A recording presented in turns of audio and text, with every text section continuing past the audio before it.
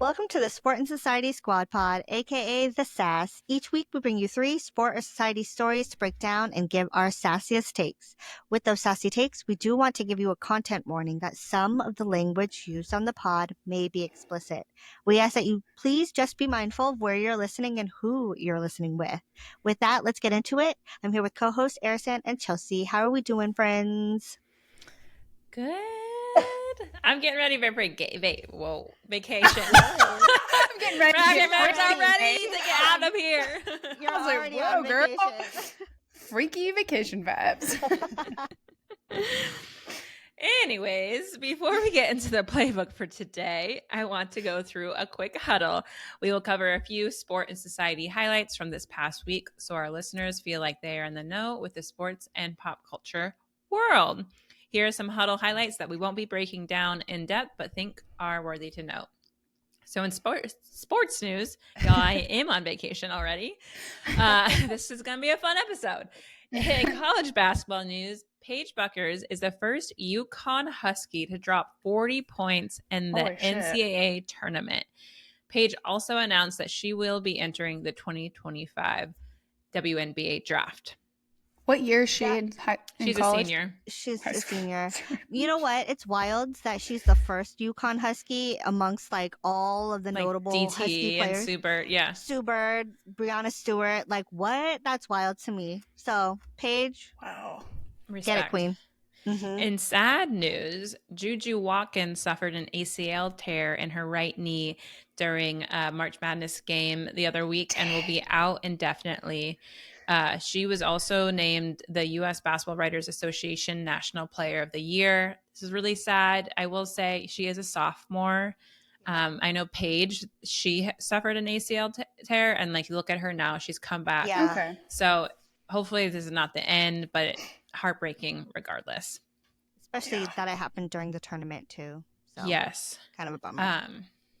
Duke is slamming HBO and the popular White Lotus TV show for using their apparel in a suicide attempt scene, which I knew about last week because I was told that maybe it will make a funny meme when Duke gets eliminated, but it didn't happen. That's a tough it one. was like a dreamscape or whatever. Dreamscape? A dream, but sorry, Duke. In NBA news, the 4th-seeded Memphis Grizzlies have parted ways with head coach Taylor Jenkins. The team also let go of several assistant coaches as well. And Yikes. That's wild because that's wild. They're especially because they're the 4th seeded, yeah. And the playoffs are going to be happening really soon here. So I don't know how they're filling up all those other spots. Like, who's coaching the team now? Wait, they let them go like mid-season? Yeah. I mean, it happens. Oh, it happens. No coach. Okay. No coach. Yeah. I mean, that's insane. They'll give one of the other assistant coaches that didn't get let go probably an interim, or they'll hire someone in. But it's just wild to think about. Like, they're 4th seeded. They're in a pretty good position for the playoffs, and they let go, and their team is doing well.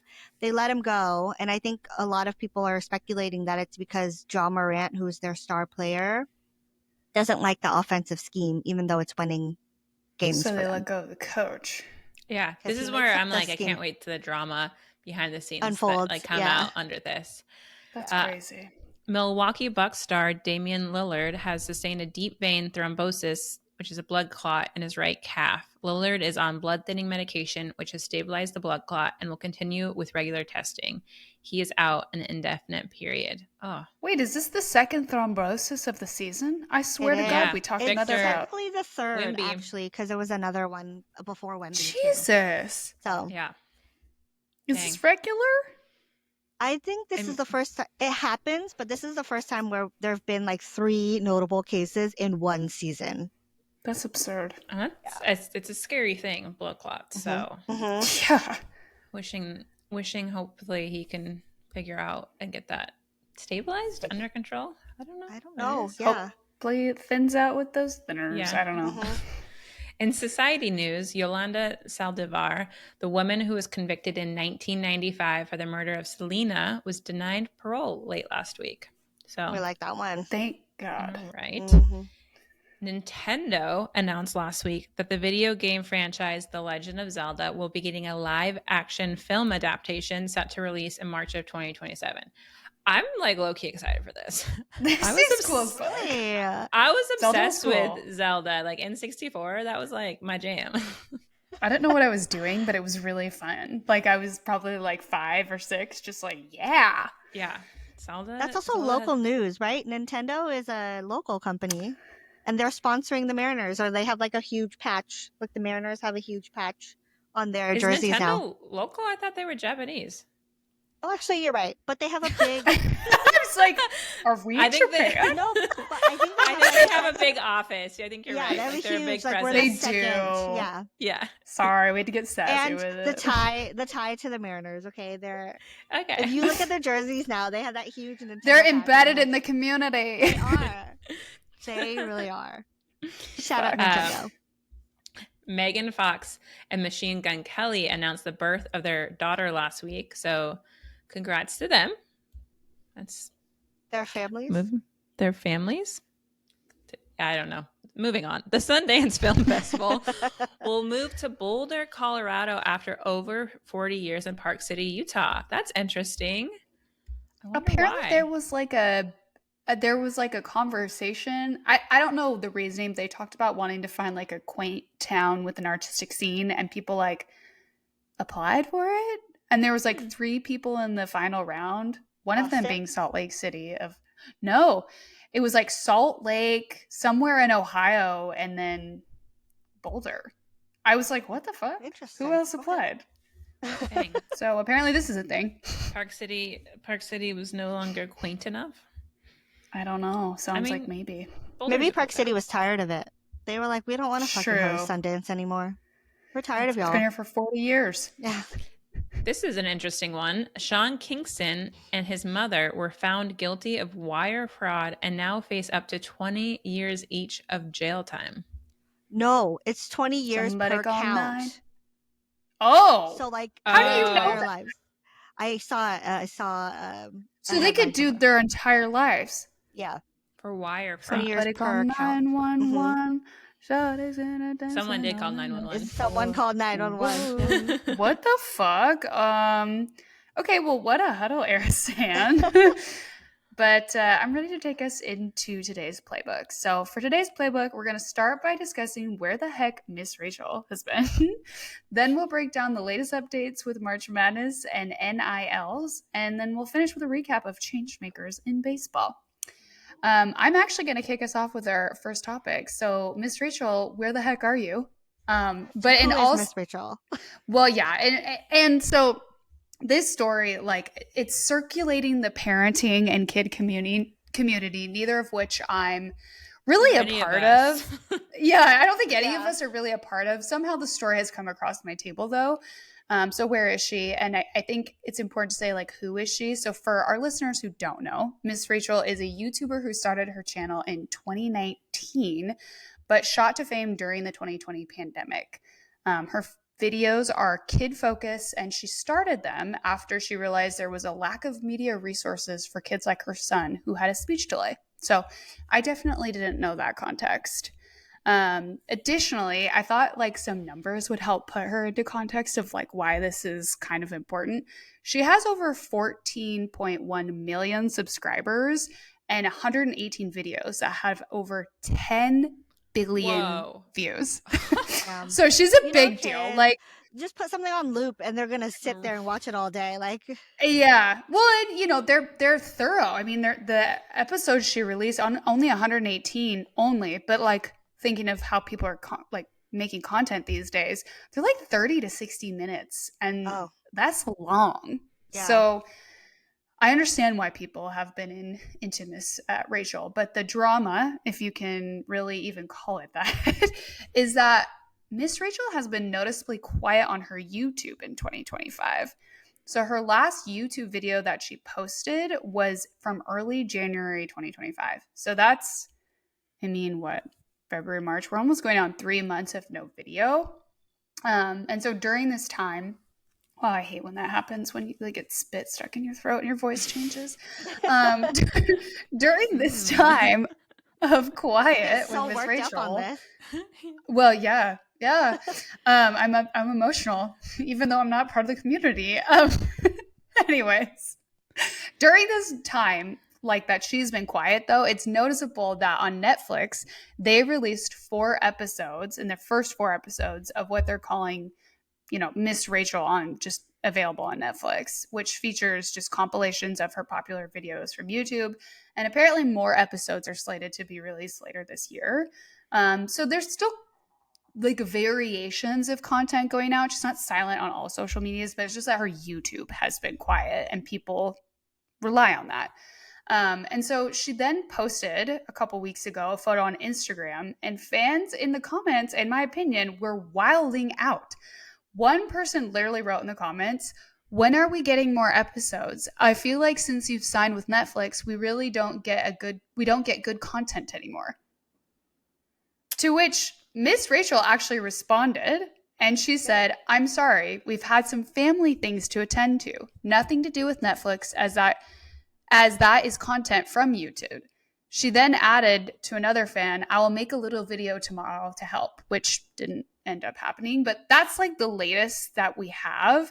But when I saw this like come through and I saw this story, I just was like immediately annoyed at the fans. And I hate to be like a hater of the fans, but I don't understand, like, a content creator does not owe anybody an explanation of like why they're taking a break, what's going on with their family. And like, she's got 14, 10 million, whatever billion views. Like, she's fine. Why do we feel entitled to her time like this, or an explanation to her information?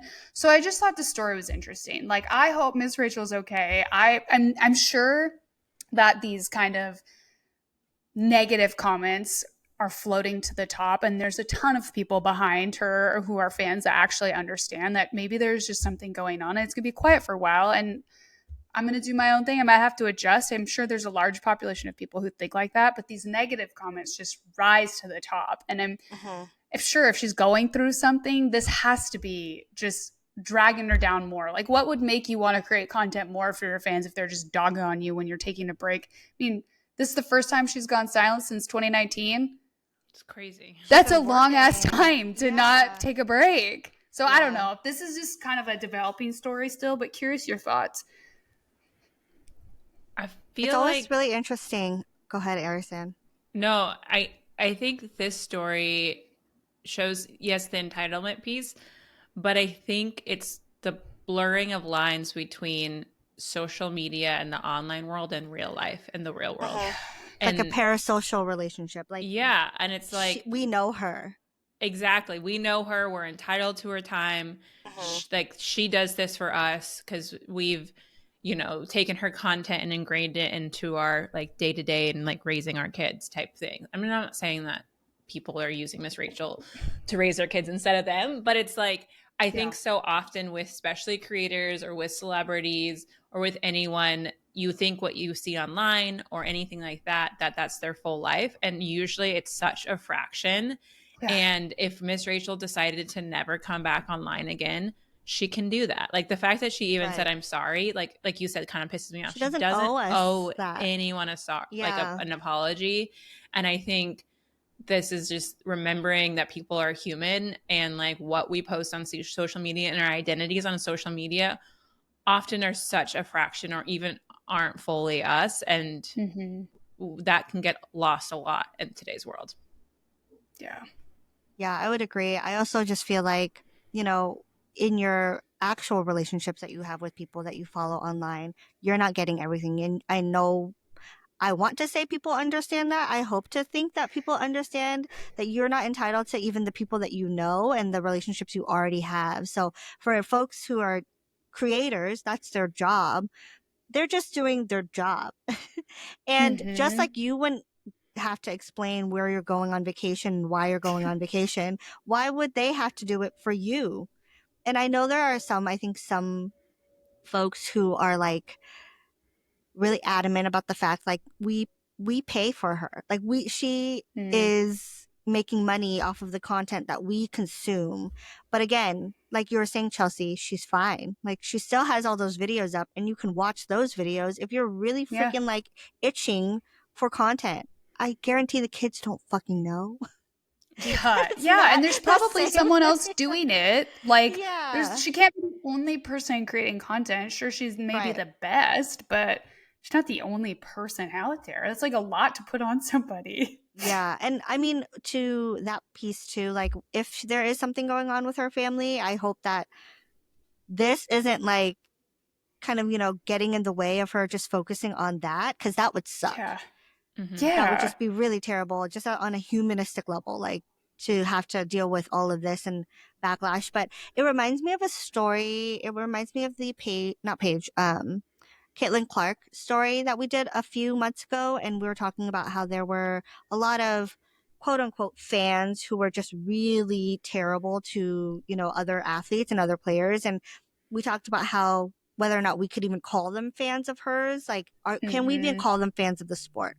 So the folks that are talking smack to Miss Rachel, can we call them fans? Like, there's a line between critiquing someone and what they're doing, when it relates to, kind of what you're consuming. But that line, I think, is really thin when you start to blur into critiquing them for living their lives. Yeah. Absolutely. Yeah, and I feel like people want to sensationalize silence. It just feels like everything sensationalized. That's why I feel like trying to highlight too that those like negative comments are really bubbling to the top and becoming the story. And it's like there's probably some people that agree with those comments, but there's probably also a lot of people that don't and get what we're talking about, where it's like, sure, this is a story, but it's not really a story. She's going through something that doesn't inherently mean anything. And there could be something, maybe she is working on a really great show that she signed an NDA, can't explain to the fans, and maybe you're going to get something better. Why are we dogging on her? There could be so many things happening. Yeah, just wait. I don't know. And I think too, the thing that I think about is it's also okay if she's not going through something and she just doesn't want to post. Like, I think that's an interesting concept. Like, in order for someone to step back offline and maybe their online persona, then they better be going through a tragedy or else. Yeah. Like, what if she just was like, I don't want to, or working for whatever. 6 years straight. Yeah. I've been working for 6 years straight. Maybe I want to do something else, and this is not it. And so I think that is also really interesting, is like, that almost feels like, one, she has to apologize, and there better be a good reason why she's offline. And she doesn't owe us that, and she doesn't need to give that. And I hope that like this, I mean, I know, Chelsea, you're off social media. I've been like off of Instagram, and it was literally because I'm like, there's nothing traumatic going on in my life. I was like, I just need a break from this online world. I just don't want to be connected all the fucking and time. the reality of it too, because it blurs. Yeah, because it does blur the lines, and like, it's proven to not. I mean, hers is educational content that is really helpful, and I think, from what I understand of Miss Rachel, like, the reason why it's so popular is how she builds content, and I think her background, like, she has the credentials to make great content. But at the same time, it's like, cool, and you don't, like you said, there's other people, there's other ways to do things. So whatever's going on, I hope it's all okay. I mean, she never comes back. Granted, I'm not a kid, and my kid's not addicted to Miss Rachel, so I don't have like screaming children yelling at me at Miss Rachel to put on Miss Rachel. But bring her back. I always appreciate these kinds of stories, because it makes us look at the deeper level of like the surface level of people being upset. Yeah. Well, I also, just as one thought before, and this is going to be around all like social media stuff that we talk about. Say it. I feel like, social media has really made us like create this false sense of community where we think we're connected to different people that we might not actually normally be. And that pulls us away from actually creating true community with the people that are around us. And I think that's a detriment, where like, we're not now relying on people the way that we used to be, or used to before social media, and creating the communities around us. And we're relying on this like community that is external. We think it's so much bigger, but there's no depth to it, because we're actually not building true relationships. So this is, yes, great point. Preach. Love it. Run for office. I don't know. Sorry. With that, I'm going to transition. You don't want me in office. I do, actually. Okay, wait, really quick before we transition, did anyone get a spam text this weekend asking if you should run for office? No. No, see, It was you just did. me. Okay. Yeah, so maybe you should run for office. Google. They don't want me. Someone did. Someone did. texted you. I'm like, Goop is playing a prank. Anyways, transition. No, the whitest one? Yes. Yeah. That's what I was going to say. It's true. What have you been Googling? They might vote for her. Yeah. She's blonde. Yeah. White one. Of white. Okay. Of white. Sorry, of white. My bad. Real fans know. And real fans means us three because we were talking about it before we started recording. You don't know how many people I've told that to. Okay. Real fans. Then real fans and Chelsea's real life. Here's no. the thing. It's Chelsea's last name means that. That's why. Yeah. We're not a white support group here. Sorry, I'm trying to think of a white supremacist You're in the minority group. here. No. Oh my gosh. Hell yeah. Okay. With that, I think it's time for us. Yeah, we're gonna transition. This is going down like a weird March Madness. Things are mad, friends. Things are Things mad. are And mad. we're getting close to the madness of March.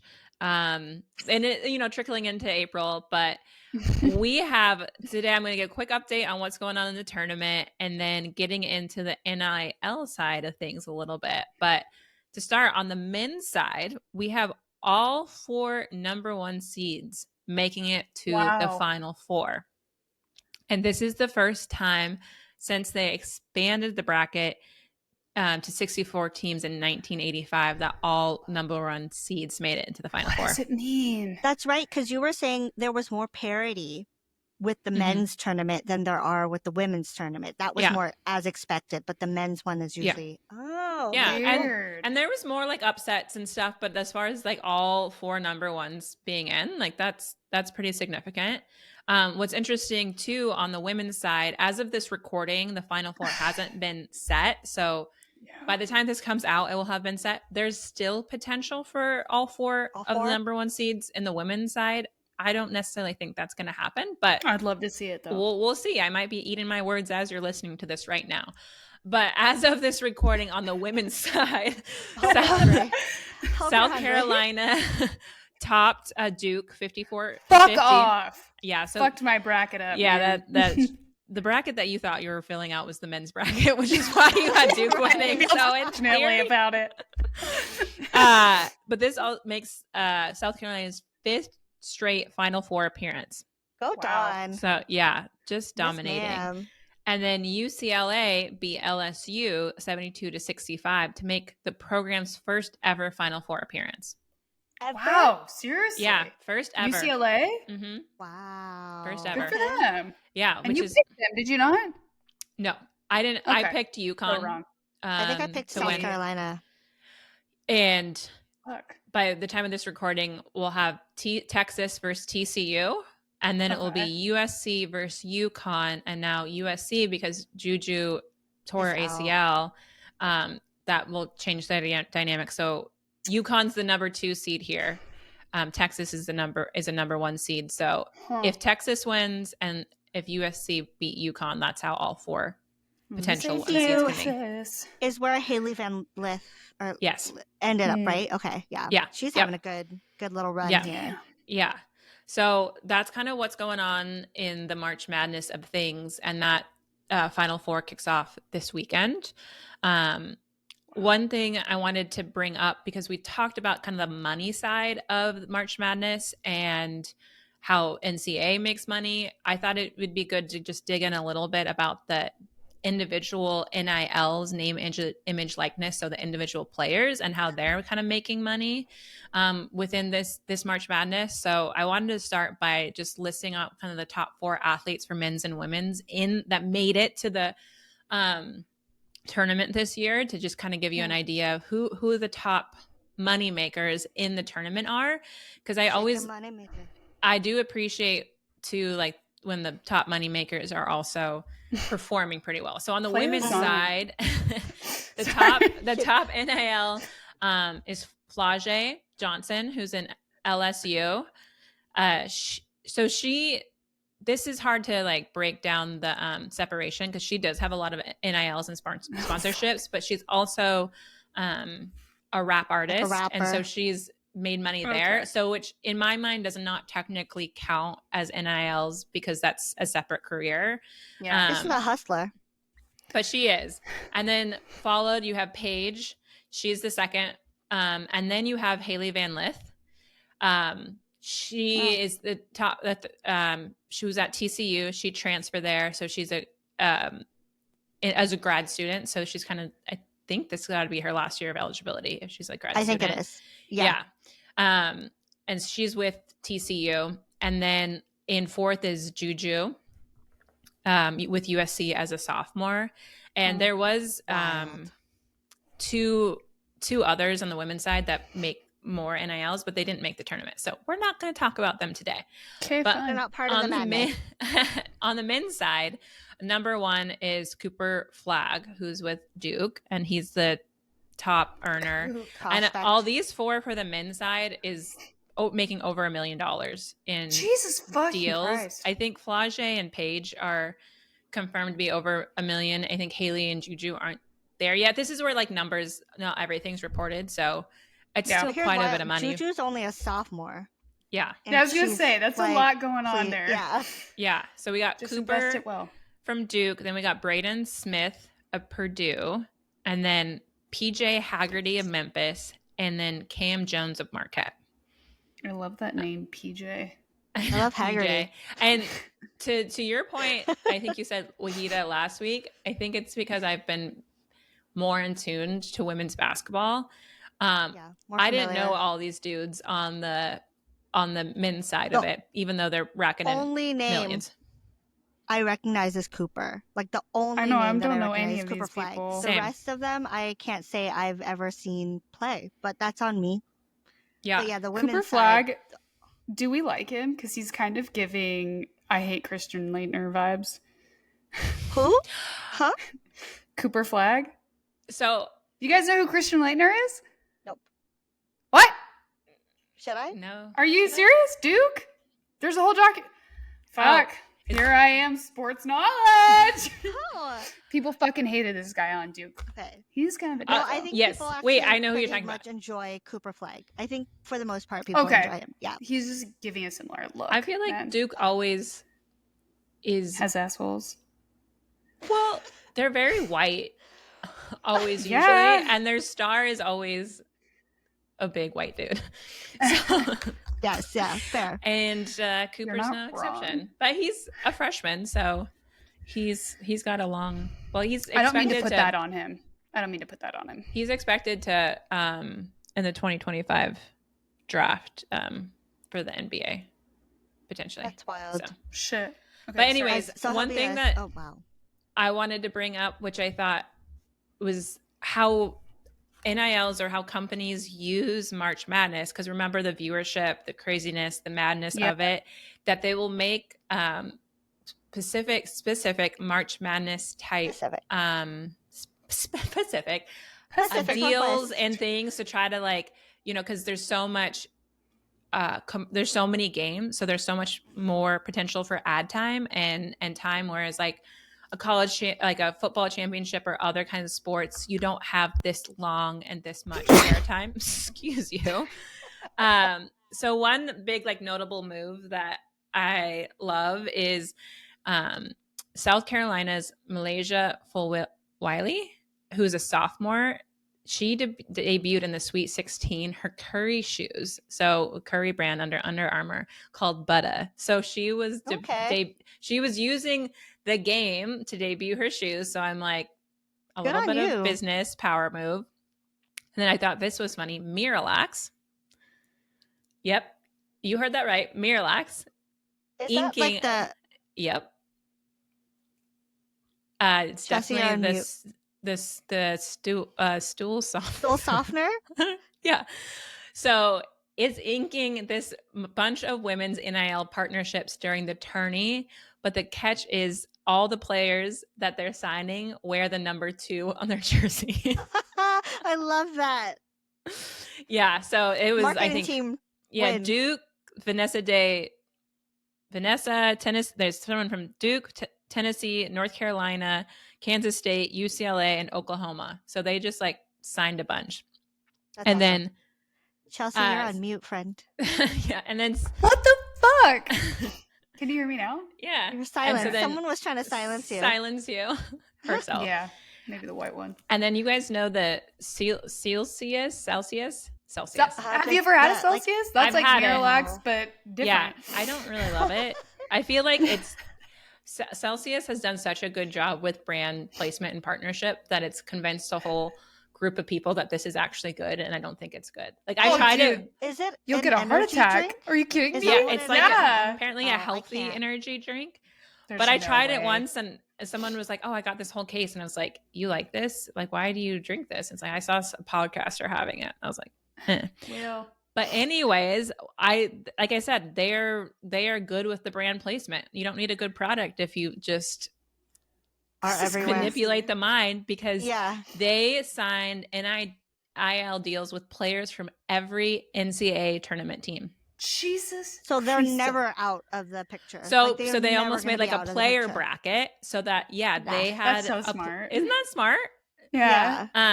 And then the bug spray brand Raid has been working with Baylor University players Jeremy Roach and Ariana Little Page Bugs. That's fucking funny. For example, so like I think this is what's the funny part of NILs and companies is like you don't necessarily have to. They're using like names. They're like play on words, play on numbers to like match with the brand. There was also a I'm not familiar with this water bottle, Niagara. Niagara. Niagara. I don't know that the water bottle. But anyways, this year the company embarked on its like debut NIL deal with UCLA business economics student and scout team player Finn Barkanese, and the brand is touting it as the first time a national advertiser has partnered with a water boy. Oh, I love. Yeah. So I heard that some teams now are like there's one equipment manager who has a bunch of NIL deals because for some reason he has like this huge persona of being like aura, like he has an aura about him, and he signed so many contracts, like no one from the team, like they're not even talking about anyone on the team. He was an equipment manager who like got these deals. I don't forget. Get it while you can, right? Yeah, I guess. Like we've been saying. It's really interesting. But I personally appreciate like the play on words where some of these companies are going after like folks with the surnames, like just the creativity of it all. I remember reading somewhere one time, I think it was football players. I don't know if it was college or professional players, but there was like a meat packing company or something where they went after players named like Bacon and Ham. I remember that. Yeah. I was like, I think it was college. Oh, was it college? It was likely college, but I just think that like things like that are so clever, and like, you know, we see it too in professionals world where like State Farm has Patrick Mahomes as a spokesperson, and you know, like they do home and auto insurance and stuff like that. So I never made that connection. We need Pirate Booty to team with that one quarterback named Booty or whatever. Do you know what I'm talking about? Well, I feel like Angel Reese, she was like Reese's. Why don't I have like a part? And then they now do. Yeah. Hell yeah. So shout out to these marketing teams. I mean, there are obviously, I think it's a like symbiotic, like it's beneficial both ways, right? Like the companies get all of this advertising time. When we talk about like college players who, like we've said before, some of them may not be going to the league, may not be doing anything as big as this. Like they may just kind of go on and lead like regular lives, like be business people or work wherever, that they are able to kind of capitalize on, that relationship too, and earn money while not really having to do much, but allow their names to be used in certain spaces. So I think it's really cool. I think, we've talked in the ups and downs of NILs, but this is more, I think, just the creativity, because in a way it is grassroots marketing in the way these companies use these, like you said, people that aren't as well known, or partnering with folks not just for their star power. Like the water boy, I don't think he has this huge following. That's not what got him. They're like, he's going to, like, he's the right person that's going to, like, we're going to help whatever it is with their brand partnership. And so it is this opportunity. Yeah, it's still like ad placement and there's like payment going around, but it's not always your traditional like commercial advertising. It's kind of going through that grassroots way. I feel like this is what the Super Bowl commercials used to feel like before it became a whole thing of like how much fucking money you have to pay, and only the top companies with the most money get them, and then you're missing out on some of the funny jokes that you are getting here. Like some of these I think are funnier than what we saw at the Super Bowl this year. 100%. So I'm Miralax? just like, are you kidding me? Yeah. And like, wait, number 2. And there's still a lot of money involved, right? Yeah. But it's like, what I'd love to see what the gap on like the marketing budget is for March Madness versus, Super Bowl. It's got to be insane. Yeah. Just underscoring the distribution of that money too. Like it's going somewhere to these folks. Like I just appreciate that. Anyway. Yeah, I do too. It's a cool story. Hopefully we get to see more of their names elsewhere throughout the rest of the tournament, because I know it goes through April, right? I know it's March Madness, but like we're at the Final Four. It wraps up in April, which I always found really interesting. But from some notable brands and notable names to another notable name in baseball, whether you're a fan or not, I feel like Jackie Robinson is a name that you've heard. And if not, then let me break it down for you why you should know who this person is. But Jackie Robinson has a few notable achievements, and I say that very ironically because there are a lot.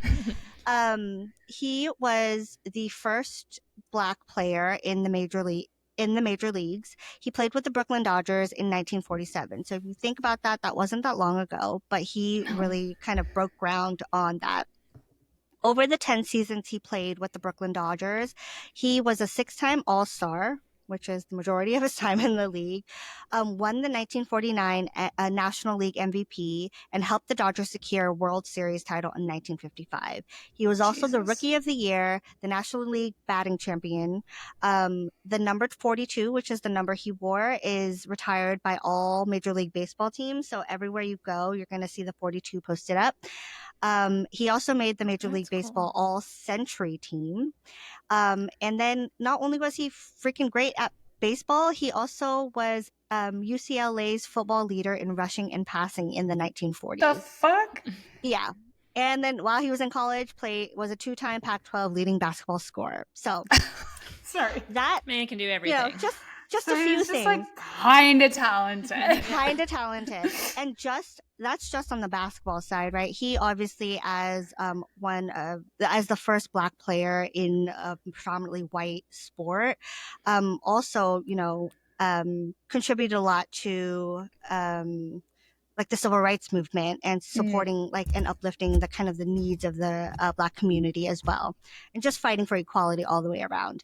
He served in the Navy, and so he had a biography listed in the Department of Defense website, among other folks. But with this more recent directive to pull any DEI related content from federal platforms, his story was pulled down. And that encompasses not only all of his achievements in baseball, but everything he did beyond that, all right, off the field. So in 1944, he received a court-martial for refusing to move to the back of the military bus when he was directed to because of Jim Crow policies. That being pulled down, with part of his legacy and all the work that he's done around civil rights, that being pulled down, really erases the full scope of his legacy. We all know he's a great baseball player, but he also did a lot for other things too. And so naturally that sparked a lot of outrage. Fans were upset about that. And eventually following the backlash, like they put the page back up, but that wasn't until, all of these conversations were happening, and some folks were just claiming that it was an accidental takedown, Sure. that it Wait, wasn't so it's back intentional. up? It's back up now because there was a lot of conversation, like sports media was talking about it for quite some time, which is great. Yeah. That's awesome. We're glad that it's back up.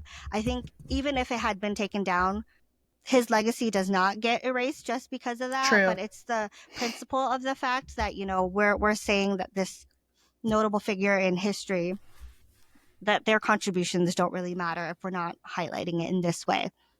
But it's back up. And then to add a little bit more to this story, so in 2024, the Los Angeles Dodgers won the World Series. And as part of that, as you all know, teams typically get invited to the White House to celebrate. And the team, mind you, the Dodgers, the LA Dodgers, formerly known as the Brooklyn Dodgers, which was Jackie Robinson's team, they decided to go to the White House this year to celebrate, despite this administration's history of kind of opposing DEI efforts.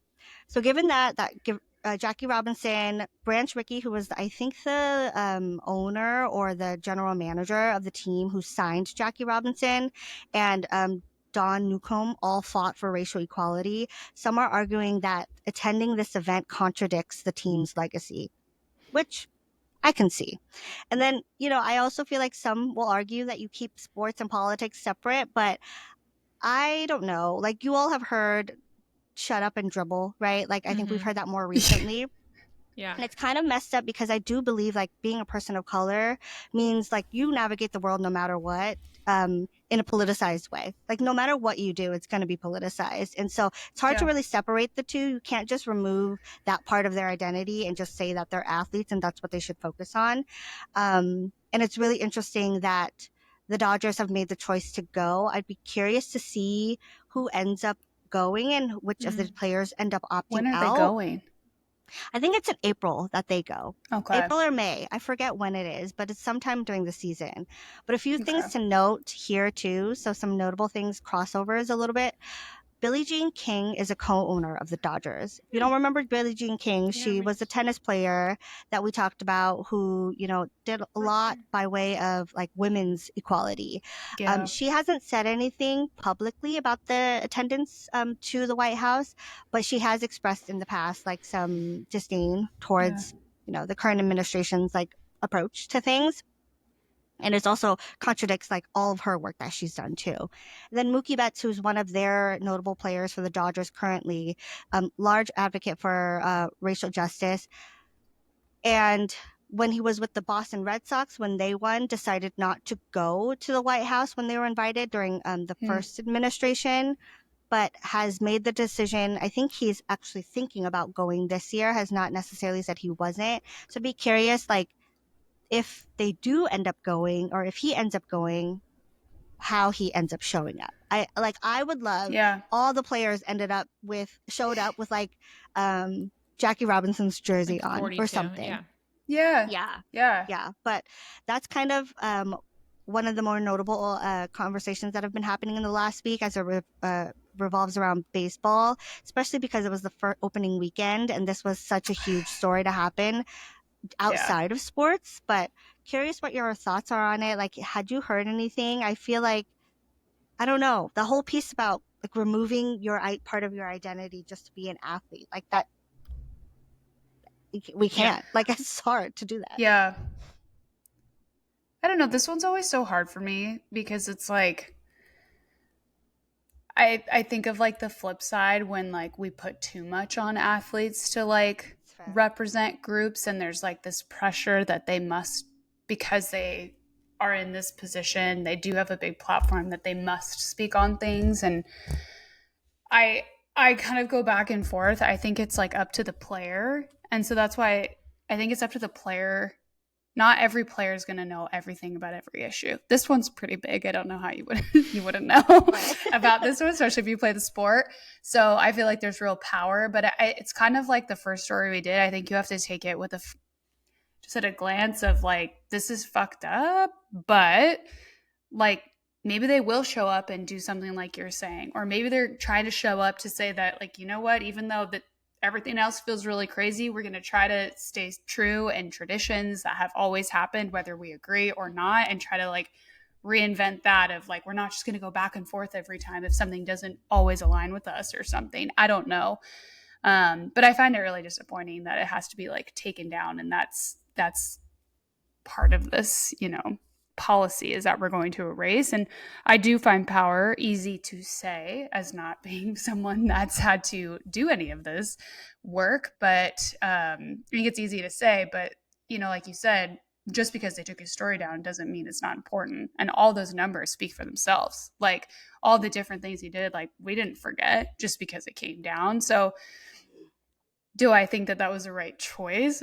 No. Do I think we should do that? No, but I'm not going to forget it. And I'm going to tell people. And I think there's a little bit of power that we can reclaim back in that, of like, you can erase it, but can't erase it from my mind. It's not I don't know. Somewhere. Yeah. And I think that's what, that line of like politics and sports, and just, again, the reality. I think so often we can look at individuals as one-dimensional when they're actually multi-dimensional and human beings. And so to ask an athlete, like, I think LeBron James was the shut up and dribble, was like the first one that I like distinctly remember a few years. Actually, it was kind of like more recent. Now it's been a while. No. I think it was like I think it must have been pre-pandemic, right? I think it might have been pre-pandemic, that first one. But we hear different iterations of it. Like, Colin Kaepernick with like kneeling and things like that. Is this idea, like, that pisses me off more than anything, is when people are like, you're not actually allowed to use your voice or talk about your identity or your experience in this identity and how it like impacts you and your community and like navigating in the world. And I think we're at a point where we're seeing a lot of extreme. So even if and I'm air quoting, and I'm saying this because I don't actually fucking believe it, even if it was accidental that Jackie Robinson was taken down, how could that have been an accidental for anyone that knows anything about baseball? And to say that like the reason why he's as famous and all this stuff is not because of his baseball, but because of DEI and because, that side of things is such bullshit. And if we're not discerning and if we're not using our voice and calling that out, so I'm like really glad that you brought that up, Wahida, is like, that's where erasure can happen, because like we're not going to forget it. But there is like, as you pass down in different generations, it can be easy not to keep talking about it and not keep calling it out. And so I would love if there was like a 42 or some sort of like mild protest if they are just deciding to go to the White House. And I think there's also on this other side of it, players versus team versus organization. Yeah. And that's where those things aren't always aligned in the sports world. And you can see that, especially, I feel like we can see that really clearly in the NFL. MLB, that wouldn't surprise me, where just because as a player you might not want to go, if the organization as a team decides that you're going, like, we don't know what could be happening on like repercussions on the back end, like the team dynamics, like the players aren't always fully in charge of like decision making things. And that also could potentially impact their bottom line, their pockets. And that's where, when we think about who's leading the charge as far as sports, it's WNBA and women's basketball was like the first time you saw the players start it. And then in connection with WNBA as an organization, were aligned in like making a stand and doing some really significant things. But that was because they kind of forced the hand. It was a grassroots, like you were saying. It was a grassroots thing that then was like chain up reaction.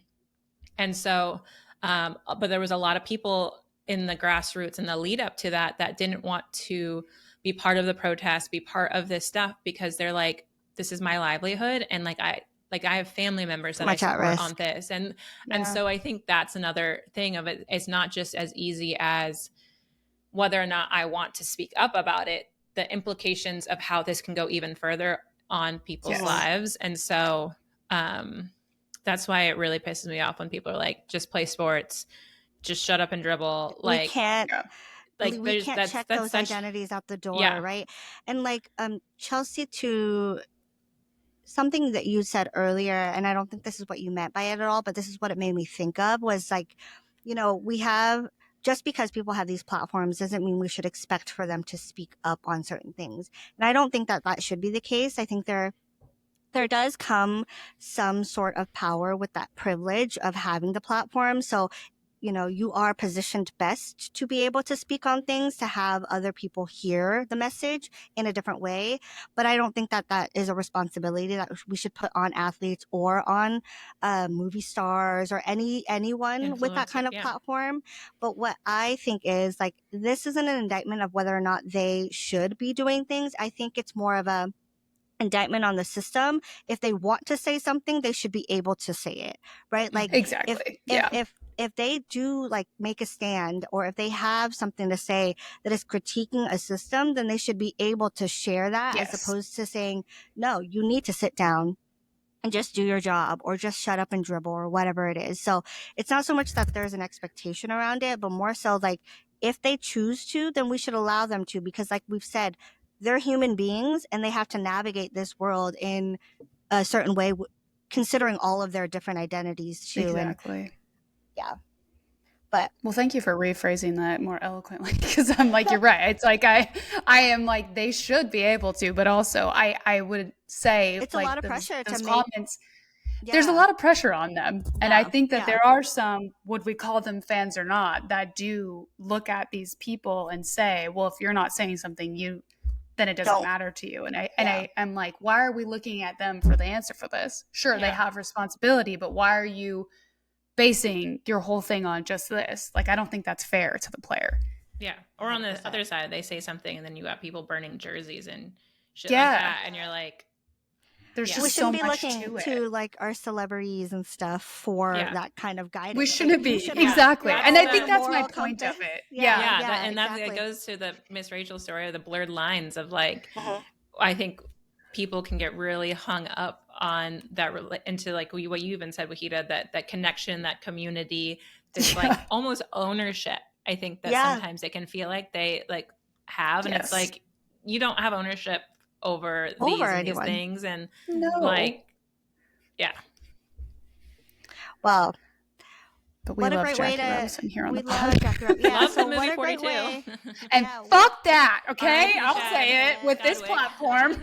I mean, when we talk about baseball changemakers, right, this is probably the biggest name you're going to hear. So I'm glad that we're able to talk about that. And I'm excited to kind of highlight other changemakers in the sport as well, because, man, it's America's longest standing sport. So there's a lot that has happened. But, I think that's a good place for us to wrap up the pod for today. Some things to noodle on as you move about your week. But let us know what stories you want for us to cover next week. And don't forget to hit follow and subscribe to our show on Spotify, YouTube, and Apple, and turn on notifications so you can stay up to date on all the latest sports and society stories. I am ready for vacation. And please, please, please rate the pod. But in the meantime, stay sharp, stay sassy, and we'll catch you next time.